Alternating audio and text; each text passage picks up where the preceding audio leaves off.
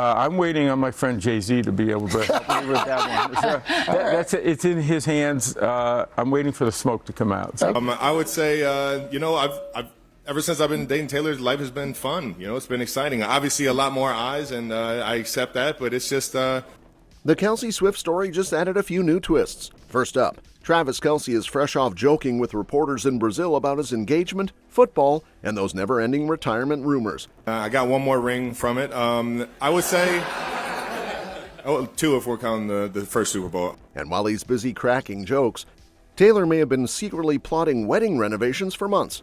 Then comes the NFL dropping a bombshell. Taylor Swift is suddenly in the Super Bowl halftime conversation for 2026. She would be welcome at any time. Is it in the works? I can't tell you anything about that. Is it a maybe? It's a maybe. But not all the flashbacks are flattering. An ex-Bumble exec just called Travis a total weirdo for hitting on her back in the day. Meanwhile, Jason Kelce's daughter Wyatt is already making history by doing what her dad and uncle couldn't, surviving preschool. Wyatt has officially started kindergarten, which is fucked up. And finally, the biggest tea. Wedding bells might be ringing sooner than expected thanks to baby talk. Travis Kelce is living the kind of life that makes you wonder if he accidentally stumbled into a Hollywood script. He just got engaged to Taylor Swift, is about to start his 13th NFL season, and is also busy cracking jokes like he's auditioning for Saturday Night Live.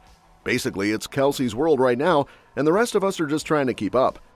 When he finally faced the media in Brazil, the guy rolled in with swagger and jokes. First thing, he busted out a Patrick Mahomes impression after Mahomes teased him about not knowing where Brazil was on a map. Classic bromance energy. Reporters cracked up, Mahomes got roasted, and Kelce looked like he was having the time of his life. And honestly, why wouldn't he be?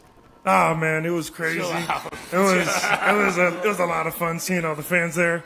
And he had that one coming for telling everybody I didn't know where Brazil was on the map. He's got a shiny new engagement ring situation happening, and when asked if all the attention was a distraction, Kelce basically said, "Nope, I've already got 1 ring, maybe 2 if we're counting Super Bowls, so bring it on." He's living on cloud 9, sipping from the fountain of eternal good vibes. I got one more ring from it. I would say 2 if we're counting the first Super Bowl. Now, he turns 36 next month, and of course, the retirement question came up. Did he give us a straight answer? Absolutely not. Instead, he pulled the classic Kelce move, left the door wide open while flexing that he still feels young and ready to rock. Translation? He's not about to swap cleats for golf clubs just yet. Man, it's the last one on the contract right now, but I'll tell you what, I'm feeling young and I'm feeling ready to rock, baby. Look how loose that shirt is, man. It looks great. God. In Brazil, though, it's not all about the personal milestones. He and the Chiefs touched down to a crowd of screaming fans at the airport, proving that football fandom in South America is no joke. With only 48 hours to recover from a 12-hour flight, they've got to hit the ground running, literally. But Kelce, he's hyped. And speaking of hype, turns out Taylor might have been running her own little secret playbook behind the scenes while everyone was distracted by touchdowns and engagement rings. Insiders are now whispering that she's been plotting this wedding for months, like full-on mastermind mode. Apparently back in January, while Swifties were just decoding Easter eggs in her lyrics, Taylor was busy filing million-dollar renovation permits on her Rhode Island mansion. Yeah, that oceanside fortress she snagged in 2013 for a casual $17.75 million. She's now adding a new bedroom, multiple bathrooms, and even a souped-up kitchen. Translation? That house isn't just for parties anymore. It's about to host the Swift-Kelce I Do showdown. And the tea gets hotter. Word is the lovebirds want to tie the knot next summer, right there in Rhode Island. Forget royal weddings and castles. Taylor's got her own 11,000-square-foot palace with a pool overlooking the Atlantic.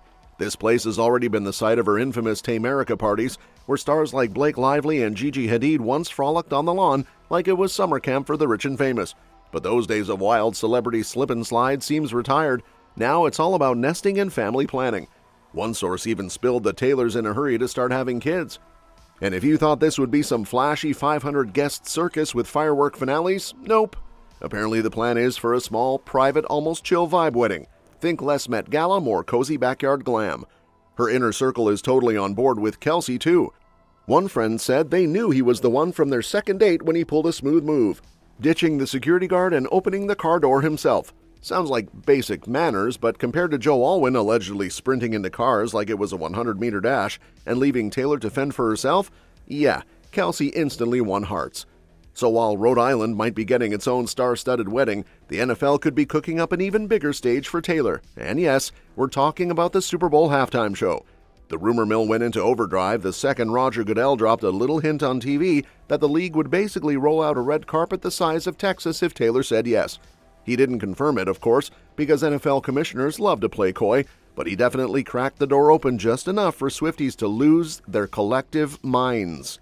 We would always love to have Taylor play. She is a special talent, and obviously she would be welcome at any time. Is it in the works? I can't tell you anything about that. Is it a maybe? It's a maybe. Now toss Jay-Z into the mix because Rock Nation has been running the halftime show since 2020, and suddenly this feels like the Avengers assembling but with more sequins. Goodell even joked that he's waiting on his buddy Jay to give the signal, which Swifties naturally took as code for Taylor's already booked, we're just waiting for the smoke machine to warm up. I'm waiting on my friend Jay-Z to be able to help me with that one. It's in his hands. I'm waiting for the smoke to come out. So. And the fan theories? Absolute gold. One person has already written the entire script. Taylor slays halftime. The Chiefs win the Super Bowl. Kelce proposes baby names on the field and then retires in a blaze of confetti glory. Hollywood couldn't draft this storyline any better if they tried. Another fan swore up and down that if Taylor gets the halftime gig, the Chiefs are automatically in the big game, because apparently the NFL runs on vibes and narrative arcs now. Of course, there's been a little grumbling from hardcore football purists who think halftime shows should only involve marching bands and potato chips, but most people are here for it. Let's be real.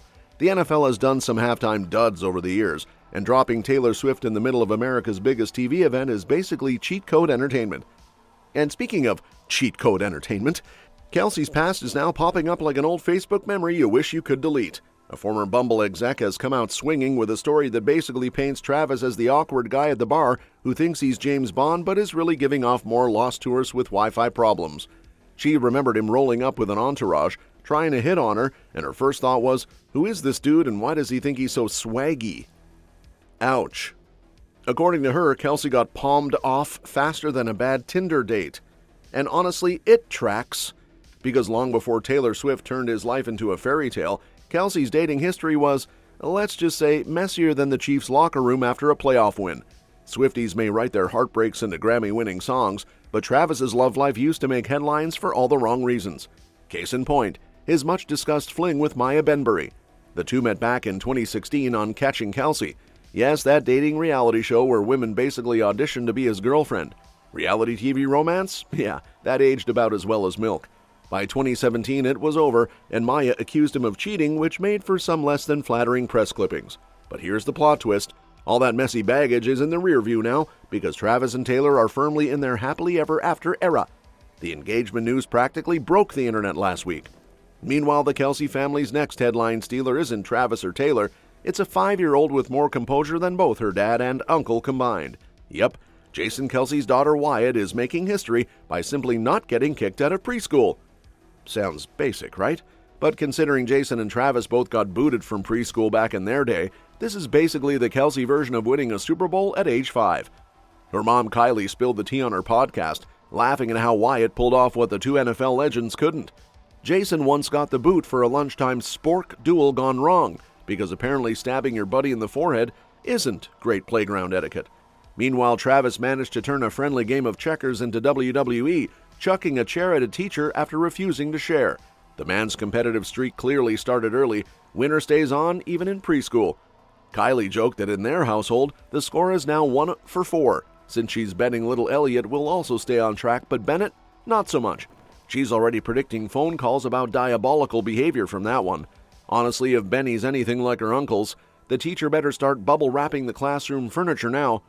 We are 1 for 4 so far, and I kind of love that. I love our odds there. I think Ellie will also achieve kindergarten without getting kicked out of preschool.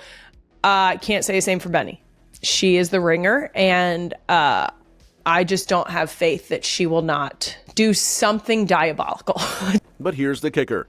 Kylie's not just laughing about it, she's also nervous. Apparently, Wyatt's got a sailor's vocabulary thanks to growing up in a house where curse words fly faster than footballs. Kylie's already bracing herself for the day she gets a call from school because Wyatt turned show and tell into a rated R comedy special. She will do something that will, at the very least, put us on a very serious phone call. While Wyatt Kelce is flexing her didn't get kicked out of preschool trophy, her Uncle Trav and Auntie Tay are busy stirring up headlines of their own, this time with a side of baby fever. Yep, the rumor mill is buzzing louder than a Swiftie group chat after a midnight album drop. Apparently, Taylor and Travis might be fast-tracking their trip down the aisle because kids are on the horizon. Some sources are still holding the no-rush banner, but others are saying nope, these two are going full speed toward a Rhode Island wedding next summer, and the clock isn't just ticking on flower arrangements. Word is, Taylor's in a hurry to start a family, and the wedding is step one on the tradition before bassinet's playbook. Not pregnant yet, but fans are already convinced she's prepping for nursery Pinterest boards between World Tour rehearsals. And honestly, the timing lines up. Both of them hit 35, and let's be real, that's the age where every relative at Thanksgiving starts asking, so, when's the baby, before you've even finished your mashed potatoes. Add to that the fact that these two are already engaged, and you basically got the rom-com script writing itself. Super Bowl champ meets global pop icon, they drop a joint Instagram post, and suddenly the internet short circuits. That's all for this video, folks. We'll see you next time.